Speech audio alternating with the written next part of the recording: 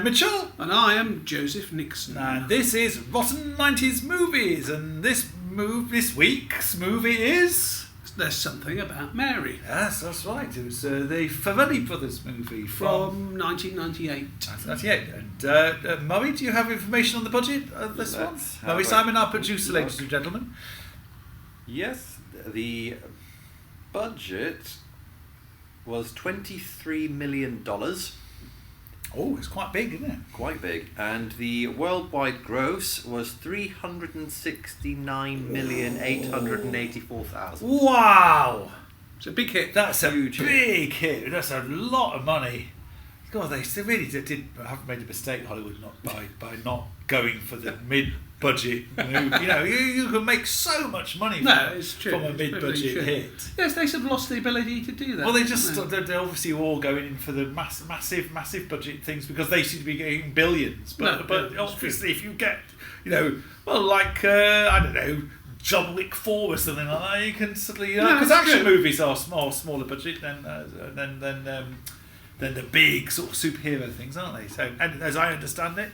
So to put this film in some sort of historical context, so the Farrelly Brothers were they actually were brothers, unlike the Everly Brothers or Walker Brothers. Brothers in music, they're never actual brothers, are they? Though? No. I don't think. There's Proclaimers, but they're not. They're not called. They're not called brothers, are they? No, exactly. It's not like the Kinks were called the Davies Brothers, is it? Walker Brothers. The Walker Brothers were not related in the slightest, were they? And they weren't called Walker. No. The Farrelly Brothers were Peter and Bobby Farrelly, who started off as TV writers. They wrote for Seinfeld. They wrote that famous episode, The Virgin, with Jane Leeves, where Jerry Seinfeld can't cope with the fact that his girlfriend's a virgin, doesn't know what to do, and she ends up losing her virginity to JFK Jr., I think. Yes. Remember that one? So anyway, they started directing feature films, and they sort of pioneered their own style of movie, which is very deliberately anti-PC. Yeah, with lots of jokes about people who have learning difficulties and sort of racial jokes and animal cruelty. Yeah, lots of animal cruelty. So if an animal turns into one of them, something terrible's going to happen to it. And they basically sort of made the same film again. The first 4 or 5 films, all basically the same film. It's a road movie about a guy with some sort of terrible trauma in his past who's trying to make things, to resolve the situation for himself. And in a sense, that this film does follow that pattern, doesn't it? Yes, it does. Yeah. We should mention before we go into this the cast. Okay. No, it's interesting because Ben Stiller... I suppose Farrelly Brothers are kind of the cast, and I suppose it's important to put them behind that. Ben Stiller, I realised, is only the third billed person on this film, because he wasn't a big star at the time. I guess. It was his debut, really. Yeah, it's his big feature film debut. Yeah, because apparently they wrote it with him in mind, but the studio said no. Wow. So then to make sure they got Ben Stiller, they said, all right, then we'll get Owen Wilson, who was completely unknown, and that panicked the studio, so they said, yeah, all right, Ben Stiller's fine. Right. so Ben Stiller is basically the lead role in this. Although he's Hollywood royalty, isn't he? Yeah, Jerry Stiller's his dad. I guess they knew him from Seinfeld because Jerry Stiller's in Seinfeld. So you've got Cameron Diaz as the Mary, the titular Mary, the eponymous Mary, and you have Matt Dillon. As a very seedy, a very sleazy private eye. And there's you've got Chris Elliott as Stiller's work colleague and friend. Yeah. With Doug. I think it's called Doug. Yeah. And there's Lee Evans. Oh. Don't let the cat out of the bag. Lee Evans turns up as a character called Tucker. Yes, who's a friend of Cameron Diaz. Yes. And there's a very large cast actually. Jeffrey Tambor, who is a friend of Matt Dillon's, a cop. A kind of cop down in Florida. Sarah Silverman. Yeah, brief, small role. What's the name of the guy who plays her brother? Who plays Mary's brother? I can't remember. What was the name of the character again? He's Warren. Yeah, he's learning. W. Earl Brown. Yes. Yeah. He's very good. Well, that's sort of they're the main main characters, I guess. The main characters in it. And there's who plays the stepdad? In the opening scene? Keith David. Yes, he's very good. He's great. He's so good. He made me laugh a lot. He is funny. So the plot is we start off sort of. One funny thing about this is that it starts with a flashback to the early 80s, I guess. Yeah. And then the majority of the film takes place 13 years later. And I'm at the age where I think 13 years isn't that much time. No, I know. Anymore. It's hardly anything, really. And he's stuck. He's stuck. He can't get over that. There's this absolutely should have been idyllic prom date with the beautiful natured Mary of the film. A nerd at school. All his friends are nerds. But she asks him out on the prom day and he can't believe his luck. But he gets all dressed up, goes to pick her up from her house. Goes disastrously wrong in a sort of Farrelly Brothers way. He gets his... What is it he gets stuck in his... He gets his whole cock and... balls. And balls. Somehow kind of involved in his which zipper. Apparently was based off of a true story that happened to the brother's friend that their parents never told them. Ends up in hospital, which means and then she moves house, so he never sees her again. Yeah, is that what happens? She moves to Florida. Yes. Almost as soon as he doesn't actually see her when he's in hospital, and he never sees her again. And he's ever been able to get over this. 13 years later, he can't forget about her. And it's sort of ruined his life, really. And he's no idea what's happened to her. And this is telling, because this is the age before Friends Reunited, Facebook, Internet. He's tried to think about looking her up, but there's only really one path that he has open to him, which is to try to find out about what's happening in her life, which is to get a private detective to look her up. Yep. And his work. Well, this was suggested to him by his workmate, colleague, who knows somebody who does this work for them in the company or in a company he does business with. I can't remember quite how it works. It's something like that, isn't it? So he hires Pat Healy. The Matt Dillon character. This ridiculously sleazy and incompetent and just sort of evil. Yes. Who goes down, traces her, but not immediately, but very quickly sort of thinks, aye.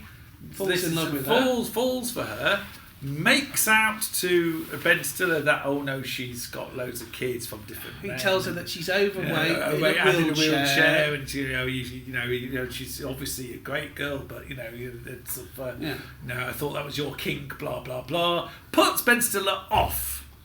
He goes to Florida to try and woo her himself. But it's an important point we should mention that although it seemingly at first puts Ben Stiller off, Ben Stiller's character goes, well, actually, no, I still think I want to see her.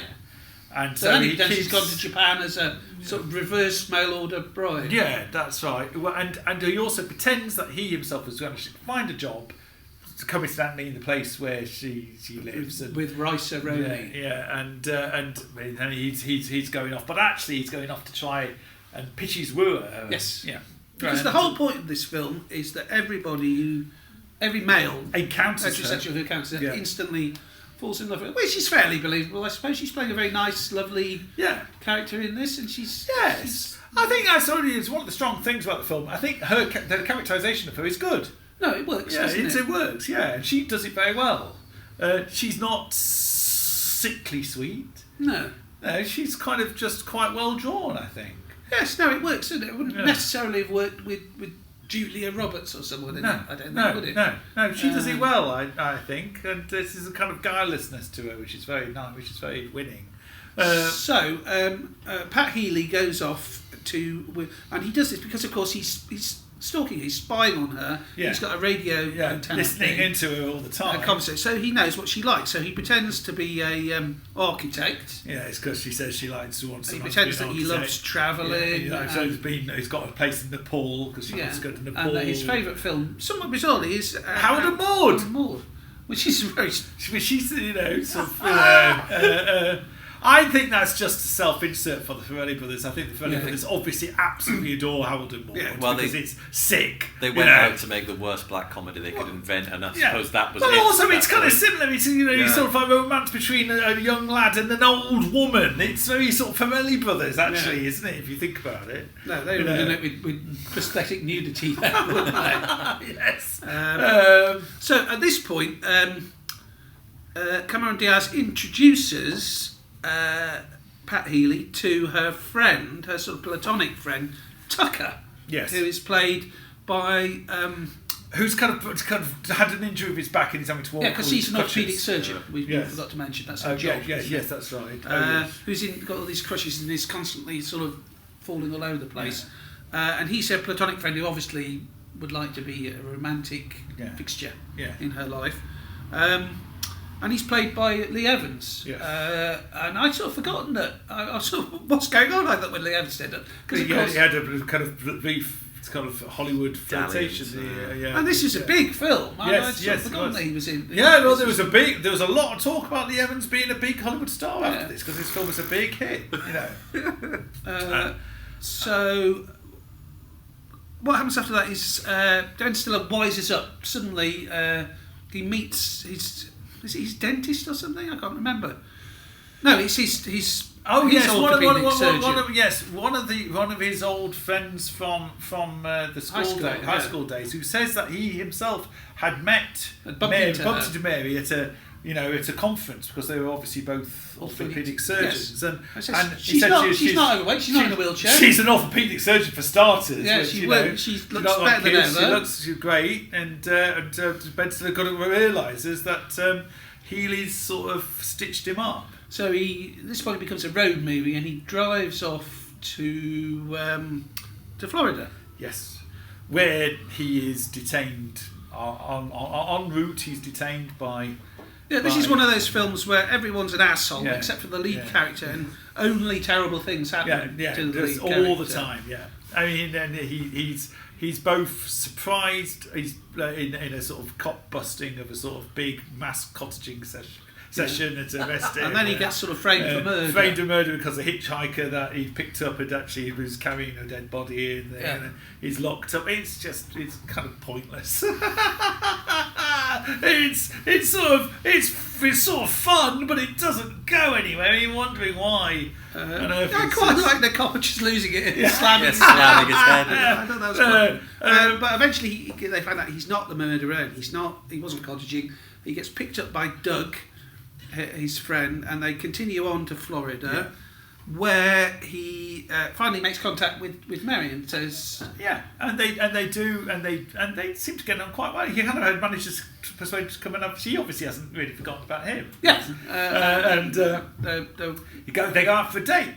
Yeah. But his friend Doug says, "What you've got to do is you've got to basically knock one out before you courtesy date. So that otherwise you've got semen on the brain and it'll ruin your day. You won't be able to be relaxed." And so he does this in an infamous scene where he then can't find out where his ejaculate has gone. Yes, seems to have vanished. He answers the door to Mary at the hotel, and it's attached to his ear like a Bethlehem cheering.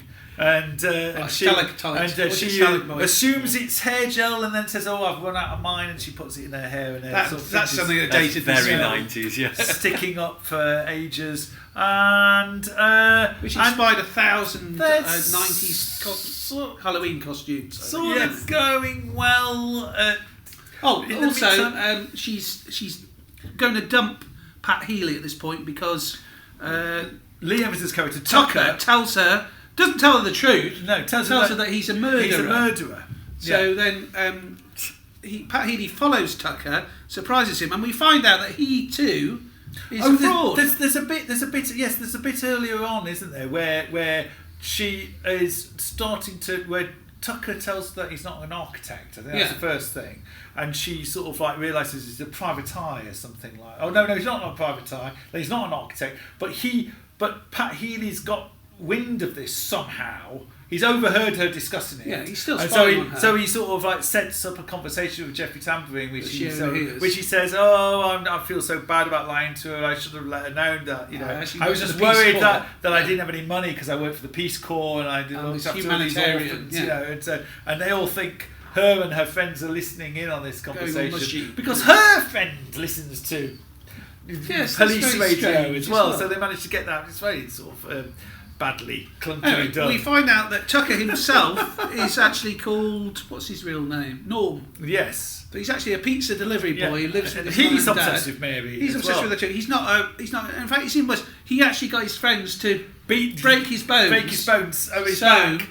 So he could have to consult her as an orthopaedic surgeon to get to know her. So everything's going well for Ben Stiller and Cameron Diaz when she gets a letter saying that he's the one who set Pat Healy on anonymous letter. Her case in the first place. Yeah. So he goes and accuses Pat Healy and Tucker of having done this, but it wasn't them.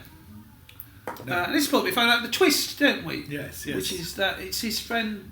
It's Doug, who is the Wuggy, the character that she's been dating before she asked Ben Stiller on the prom night, wasn't it? And he's also the stalker that meant that she had to change her name. Yes. That's and he's got all these welts all over his face. He breaks out in hives when he's got stress, and they kind of like come out ludicrously Farrelly Brothers style. Which is quite a nice twist, I thought. Yeah, no, that's quite well done. And so he's getting all psycho with her. At which point, the rest of them all sort of turn up in a kind of like 18th century comedy fashion, with and them then, all Brett arriving in the end. Brett Favre turns up, if that's how you say his name. And this is the part in an American film where everyone's meant to go, hey, it's Jimmy Winkelstein. Everyone who's British is going, who's that? What the hell is this? But Brett Favre is an extremely famous American quarterback who played for the Green Bay Packers for years and years, but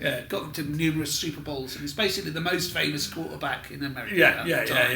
So they do this a lot, and it's a bit like us getting, I don't know, Bobby Charlton, Freddie Flintoff to turn up, Jeff Boycott. Oh, I wish it had been Jeff Boycott. That would be perfect. I suppose the joke still sort of works, Cliff Thorburn.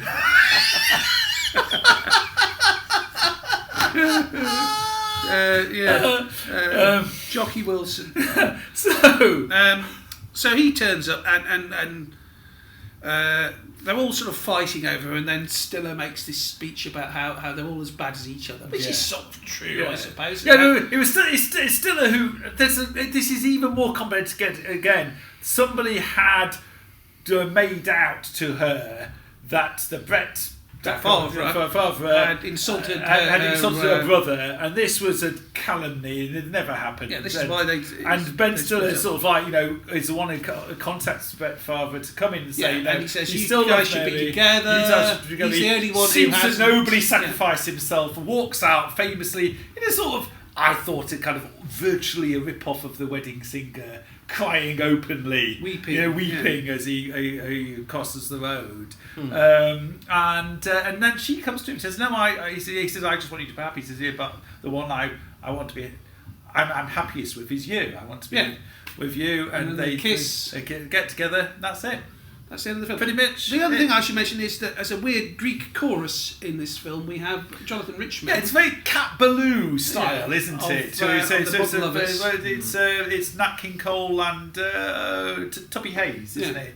They sort of turn up commenting on the action he was talking. Who are the two dills doing it again? It's Jonathan Richman. The Modern Lovers, and his drummer, whose name escapes me. Yes, I mean, if they'd have done Egyptian reggae, I'd have been very much happier. Although, I suppose it's quite funny when he gets shot at. Yes. I didn't recognise him.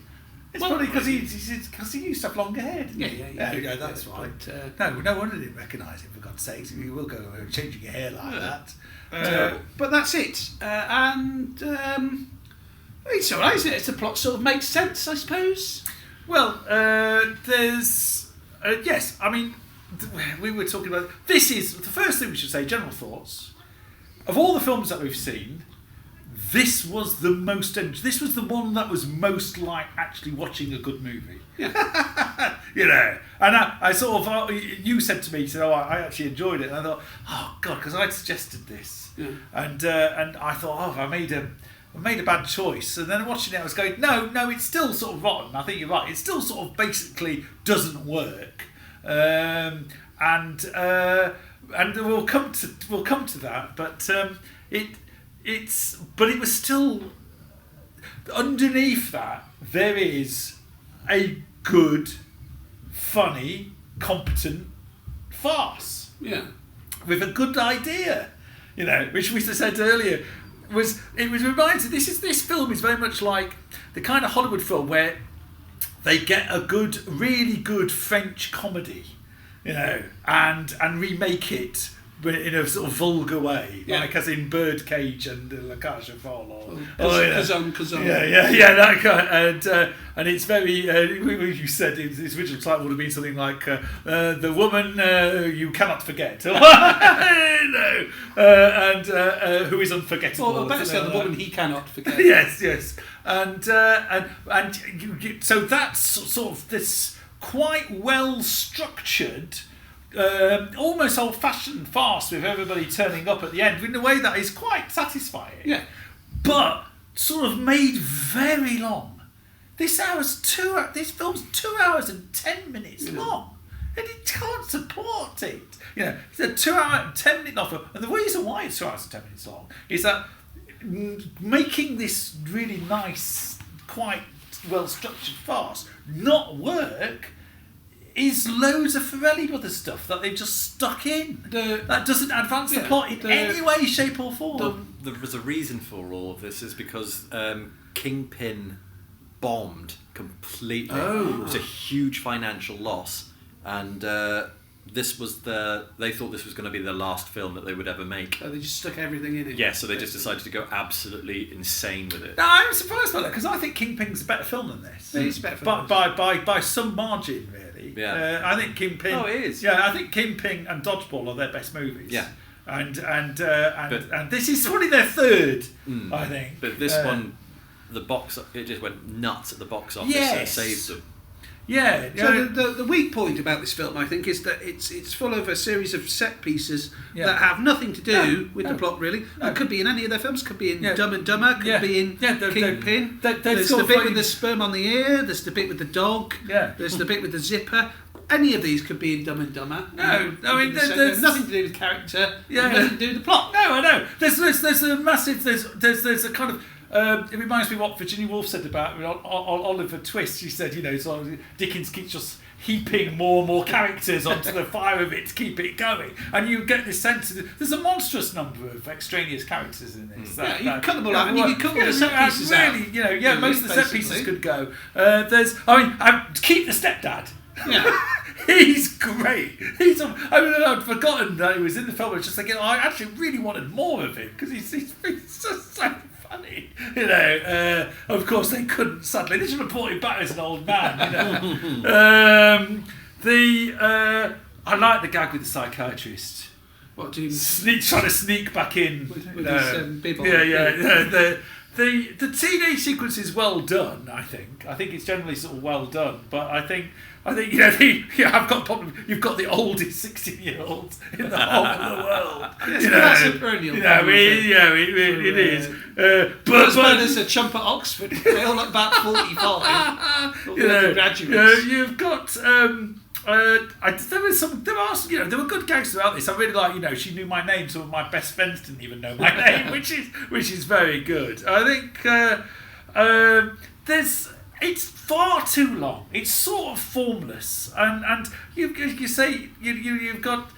I think I kept writing the time down and going, he's still not meta yet, and I read it's 1 hour and 21 minutes when they actually meet again in adulthood. God almighty. An hour and 21 minutes. That's almost Sleepless in Seattle, isn't it? You know, well, you see, but all this sort of Jonathan Richman stuff, that could go for starters. I mean, Yeah, that takes true. up about 10 minutes of the film, you know. So you've got You've got the thing down here.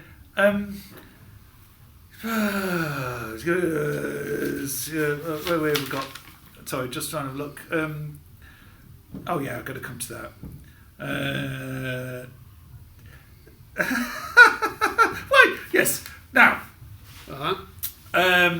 The pointlessness of the gags, the whole Tucker being on crutches, that whole thing, the whole crutches sequence is pointless, slows up things, not funny. It's just to give the chance to do a bit of just this clowning bit, isn't it? The whole sequence of Matt Dillon and the dog, and there were two sequences with the dog, and you sort of like which are pointless, and I don't know what they're there for really. I mean, they're in themselves, I suppose, amusing, but there's a very similar thing. Have you noticed this? Films don't take into account smell. I've noticed this over and over again. It's like they've thought that the sense of smell doesn't count in storytelling, but of course it counts enormously. So there's a bit where Matt Dillon sets fire to the dog, but he's also doing the electric burning thing, and so the dog's being on fire, CPR, and he's trying to perform CPR on it with two ends of a lamp. He's stripped the cord out of it. Now there's a strong smell from electric burning anyway, so that and there's a strong smell from dog hair burning. But they come into this room with this having very recently happened. No one's aware of it, and you think, okay, well we allow that for the gag. But there's always a problem when you're having to allow that kind of suspend disbelief that much for a gag. It doesn't hit for me. They just smell it. Nobody's saying, what's that smell? Is it burning? No, looking. There'd be something there, and they just don't. And you think, that's just a silly gag then, isn't it? I know, but to root it a little bit, just a little bit more in an actual believable reality. I do think there's a kind of sweetness at the heart of this film. In a yes, way. there is. I mean, we were saying that I think Cameron Diaz's character is well drawn, and there's a warmth in it, isn't there? Yes, and it is quite touching that she and Ben Stiller obviously do have this bond between them. I think it's very indicative as well of the fact that there is the Pat Healy character. I think is well drawn in that he's utterly despicable, but there is a sort of basic humanity and warmth about him that I think the film quite likes him. It's very funny when he's trying to pretend that he works with people with learning difficulties, and he's saying all the wrong things. I know. And he's in a cage. I know. And he's kind of exculpated at the end in a sense because he's sort of aware that he's bad, but everybody's behaved badly in a way. He's not much worse than anyone else. He is the worst. He's cheating. Checkers. But it's very interesting. If that character was filmed now, there would be not 1 ounce of sympathy, or there would just be nothing but bad judgment, raining on him, and that's what makes comedies now not as funny. I should mention I don't know if I'm going to mention this as the worst bit. I think I might do. Actually. Right, well, do you want to go on to best bit and worst bit? Yes, let's do that. What's the best bit? There are quite a few best bits. The scrotum and penis stuck in the zip bit is funny. Yeah, the reveal. It escalates brilliantly. The dad goes in, and the dad's reaction is just to bring the mother in to look at it. It's just a brilliant. Yeah, so we got a bleeder. Yeah, no, it escalates ridiculously, but I wish they hadn't shown it. They shouldn't have shown it. No, that's kind of like because it was such a good. But it's one of those rare. Because films at the time had a sort of talking point sequence, didn't they? Which everyone would go on about, and you sort of oh god, like in one of the H. Troy films where he has to climb inside an elephant. Oh, that's right. Yes. But this is one of the rare ones where it actually does. Yeah. It's funny. It is funny. Yeah. I think best bit. Actually, my favourite bit is the bit where. Matt Dillon's overhearing him being discussed by Cameron Diaz and her neighbour, and she's saying about the kind of man she really thinks he is. So the scales are falling from her eyes, and he's listening sort of a bit She's going, he's a doofus. He's a man, he probably farts. And sort of Dylan just goes... Fair cop. And that actually is a kind of little microcosm of the spirit in the film. I think there is a kind of warmth in it. Because I believe Dylan and Cameron Diaz were dating whilst this film was being made. There's a good gag, which again it's where you think that the Woogie, the Doug character, Chris Elliott's character, is gonna try to assault her, and actually he's stealing her shoes, and I think that's sort of well done. I think the best thing in the film is the farce that should have been allowed to come through. Yeah, it is a missed opportunity, really. I think there was a good, funny film about somebody who just has its effect on people, unbidden, really, and it doesn't really, very frustratingly, it doesn't really hit the mark because of all the Farrelly Brothers stuff. So what's the worst bit? Well, for me. Again, I was talking about how the smell is an important factor. I tell you how, but the crime, where City Lights, the Chaplin film, at the end of it, the blind girl doesn't realise he was a tramp, and you think, couldn't she smell him? She also got no. So this is the famous, infamous talking point of this film was the Ben Stiller scene where he's having the emptying the tanks before going on the date with and I don't like the fact that you can hear him sort of flapping away. I think it's just unpleasant. But this is the problem with the joke. Whose cum has the consistency of silly putty? where it doesn't smell at all. She doesn't smell of jism, but it can stick to an ear and hang there, sort of like, and he can stick to it without him noticing when he's looking for it that his ear is wet or it's attached to his ear, and then that it has a consistency that it could be hanging there and be mistaken for hair gel by Cameron Diaz, who could put it on her hand, not recognise the feel of it, not recognise the smell of it, put it in her hair, and then when she does, that it acts like glue. I mean, what? Every single sequence of that gag doesn't work. No, it's true. And it was suspending disbelief. This is way beyond suspending disbelief. This is suspending everything we know about humans. It's just ridiculous, and it's kind of. I don't mind gross out, but again, it has to have some, to be properly gross, it has to have some element of reality to it, doesn't it? I think so, yeah. My worst bit, I think, is the bit where randomly he has to go and help his boss's brother move house, and it's just this guy in a wheelchair randomly sort of insulting him. And I thought that came out of nowhere. Yeah, no, I know. And also then he gets they're just piling stuff on him. Yeah, that was too much. Just for him to be a figure of sympathy, I think. And you don't understand why any of this is there. None of it forwards the story in any way, which wouldn't be a problem if it wasn't 2 hours and 10 minutes long. True. Okay, worst performance. Lee Evans. Oh yeah, Lee Evans. Yeah, I think he's he does. Who said that? One of the reviews said it was the worst cod British accent. Yeah, because he does a sort of posh. Yes, he's but it sounds very false with him. And then you think, well, he's that's because he's meant to be playing. That's meant to be an alter ego. Yeah, but.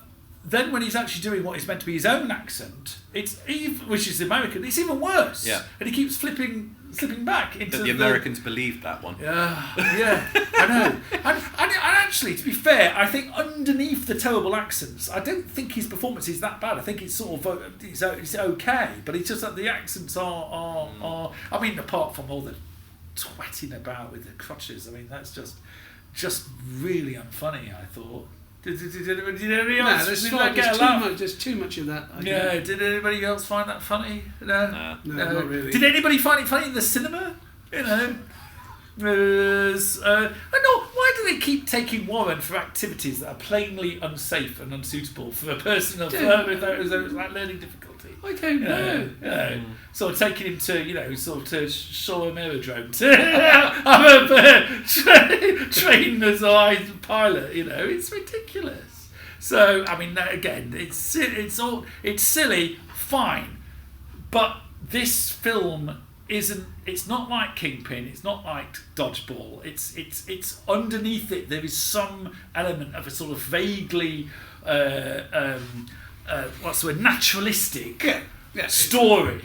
Yeah, it's not. And so the two are sort of warring against one another. It's not Shallow Hal. They don't really sit together. It seems to me. No. Okay, I think the best performance in this is by mile is Matt Dillon. I agree. I think Matt Dillon's cracking in this. I think he's one of the best comedy performances of the late 90s. He manages to be the most despicable character you've ever met in your entire life, but without being off-putting. Yeah. No, it's. I think he's very underused in comedy, Matt Dillon. He because it's a kind of troubled film in many ways, but I think he's really good in One Night at McCall's, and he's very funny in that. He's like a living cartoon. He's kind of got an element of Bruce Campbell in it. He's with the little pencil moustache and his big eyes and his sort of like chiseled jaw. But it's very immediate cartoon. But without him, he doesn't do a caricature. No, he doesn't. No, he sort of like he does bring flesh and put flesh on the bones of Pat Healy, who is the thing that makes the film work. I think And Ben Stiller's very good, Cameron Diaz is very good, Chris Elliott, which is always the same performance, but it doesn't matter, it's very good. He's always compromised, isn't he? Yeah. And I love Keith, what's his name? Keith David, yeah, that's great. I was a bit baffled by the old woman who's sort of hanging around. It was only just there as an excuse to show her tits. Yes. I think. Yeah, actually, the prosthetic, that was a classic indication of the Farrelly Brothers, because what you've got was, he's looking at binoculars. Why doesn't she wear pants in this ever? Cameron Diaz, she's never, she's always padding about in her pants. And there was, rather than, as we know, would be in reality, wrapping a duvet around her, wearing a house coat and clutching half the bottom of it. Why? Anyway, and making a beeline for the thermostat. No, he's spying on her with his binoculars. He is, yeah. And she's going to remove her brassiere. That's right. And he goes to get a bigger pair of binoculars to gag, but obviously accidentally looks at the wrong window and sees the old lady has removed her part and screams. But which is a good gag, except for the fact that the things you see are obviously prosthetic. Yeah. And that sort of kind of sums up the Farrelly Brothers, because you sort of think it would be better not to show it, and it to be you just have him scream, and then you see the old lady close the window, and he goes, it's like the zipped up penis, isn't it? Yes, exactly. That scene would have been loads better without it. But they had to put it in because that's their trademark. Yes, it is. But the trademark is something that's obviously not real, but it's sort of meant to be. A kind of gross out thing, but it doesn't. But again, it's not really properly anchored in reality. No, it's true. So it makes it less funny for me. That's the problem. So that's Saving Grace. I think, to return to an early point. Oh, sorry. Do we one of the worst performances we've mentioned, Lee Evans, haven't we? Yeah, I think Lee Evans is. And it's not that bad, but I think the saving grace of this is the sweetness at the heart of it, which isn't in all of these. There's no sweetness in the heart of Dumb and Dumber, I don't think. No. Or Me, Myself, and Irene. No. I think there's. Yeah, a good structure. Yeah, I think classic farce. Yeah. Quite a good idea, quite a good story. Yeah, Guys trying to track down this old flame. I mean, the reason why I think Kingpin and Dodgeball work is because, I mean, Dodgeball's sort of just a very silly premise, but it's got that thing of being anchored in something that's very small and obviously a bit silly, a bit ridiculous, but it's kind of real, you know. It's seemingly unimportant competition between over this silly game, but it actually kind of becomes important in the lives of the people who are doing it. And I think that works very well, and it's because it's episodic and it just builds up. You're able to have all the sort of their kind of. I mean, I'm not going mad. It is them, isn't it? Yeah. So and I think that works. And it's the same with Kingpin. Again, it's a sport that nobody thinks about. And it's got no glamour to it. It's very low key and it's episodic, but it sort of builds very nicely. So they don't really have any problem. This has got on one level, you know, a better structure than those. It's more complex. Yeah. But it's a bit of a shame that these kind of just pointless interludes and episodes get in the way. Better films with a similar subject. I don't know you're talking about French films. I realise that this is essentially Les Enfants du Paradis. It's like American low class. What double bill that would be? No, I'm trying to think of a better sort of comedy film with this similar subject. I actually, you know. Although she's not at all sweet. French Without Tears. Terence Rattigan. And there's a very good film of that. With Roland Culver and, is it Cary Grant? Is it Cary Grant? I can't remember. I think. But of course she's heartless in French Without Tears. But that's a great comedy. Terence Rattigan. I think this is a pretty good, pretty representative example of the kind of film it is. I'm not sure there is a better film that's... No, that's sort of... I'm trying to think if there's anything that takes a similar kind of subject. I mean, we're talking about subject. Yeah, you're very right. It is probably as successful as this kind of... Yeah, I don't think you can get gross out... successful at doing this without stopping being like this. Yeah. I mean, obviously, French Without Tears isn't like this. No, it wasn't directed by the Farrelly Brothers. I'd like to see that version. Yeah, hello, Mr. Rattigan. We're having a bit of trouble with the prosthetic tits scene in Act 2. We think you should cut it, really. But Never! What about the bit where he fucks the dog? Oh, we can keep that in. That's fine. Dear me. So that's not going to be monetised. What makes this a rotten 90s film? There's another montage sequence where they remind you about how much fun you've had watching this film. I mean, admittedly, it has a sort of point. It's as he's walking away and he's thinking about you know, all the good times he shared, like the one prom night where it didn't happen, and then like the 2 or 3 occasions they've had a date since within the last week. Yeah. But it's sort of like trying to remind you of what a great time you've. What started that? I don't know. There must have been a patient zero for this, wasn't there? I don't know what it was. No, you're right. That does. Lots of music in this. Lots of again. They do sort of power pop, don't they? In fact, Joe Jackson pops up in this, doesn't he? Is she really going out with him? They have a lot of sort of new wavy stuff, the Farrellys, don't they? Yeah. That sort of pops up at not particularly opportune moments. So that dates it, I think. All the gross out stuff dates it. The jokes about people with mental disabilities dates it, doesn't it? Because I think actually having an actor that you didn't associate with a broad comic performance, doing a broad comic performance is quite a 90s thing. Yeah. I know early, but obviously they got Woody Harrelson to do. I mean, I know he'd done I know he'd been in Cheers, but it wasn't as broad as he does. No, in he's Kingpin. playing a man with a fake upper hand. Yeah, I mean, you'd had this with. I was just thinking of another example of it that's just fled from my head. But Dumb and Dumber. Jeff Daniels. Jeff Daniels, yes, having somebody really sort of kind of go against the type of their casting to do. You're right. That's something that's gone, really. That's gone, yeah. And as I say, it's really, I think, top. It reminds me of Bruce Campbell. I might have said that already, but it's a top performance of Matt Dillon. It's a real shame he didn't get to do more comedy. No, I think he said this is his métier, really, isn't it? Yeah. It was the thing that he was obviously born to do. He should have got more of this. I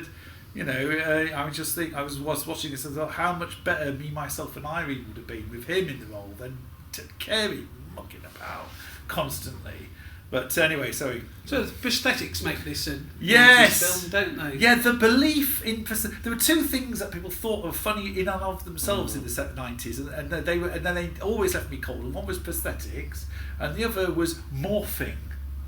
When you watch the opening to the Fast Show, and they're just morphing for no good reason, and just because they think it was funny, and it's not funny. It's just a sort of kind of now, and even then sort of dated special effect. But anyway, they did that. They believed in it, and it was really dates it. Marks out of 10. Marks out of 10. I'm going to give it a 7, I think. Yeah, I'm going to give it a 7. And this makes it almost not a Rotten Nights movie. I feel like a cheat. No, I think it's got enough stuff in it that doesn't work for it to be a rotten 90s movie, and it's interesting as a sort of museum piece because of that, I think. But I quite enjoyed it. Yeah, just a museum piece thing. We haven't really touched upon, how the deliberate anti-PC thing. I think we might have mentioned it in our... this was the Farrelly Brothers stocking trade. Lots of sort of jokes about mental disability, sort of racial jokes. I think in Me, Myself and Irene, the idea is that Jim Carrey's character's been cuckolded by this guy who's black and a dwarf. That's right, that's right. Which was very anti-PC, certainly at the time, and certainly now. There is, there is something still quite... They have the idea, don't they? Just let it all go. And something warmer will come out of it. And I have to say, I think there is some wisdom in that.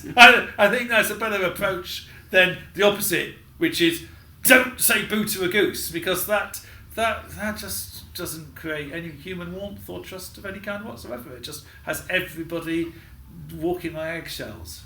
Yeah. But in a way, what you are watching a kind of film that simply wouldn't be made now. No, it would never get made in a million years, I don't think. So we're at 7. Murray, what would you give it? I reckon about 7, 6, 7. Oh, blimey, that makes there's something about Mary, the loser in our Rotten Nights movies, isn't it? So sum this up in one word. I suppose I'd say sort of cheesy, really. It's enjoyably cheesy, Murray? Yeah, fun. Silly. It's too long. Maybe long.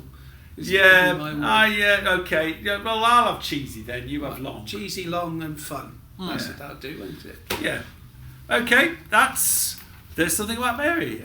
Join us again next week for another Rotten Nights movie. Thank you very much. Thank you very much.